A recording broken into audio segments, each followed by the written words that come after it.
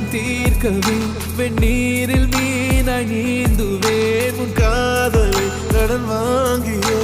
என்னை நானே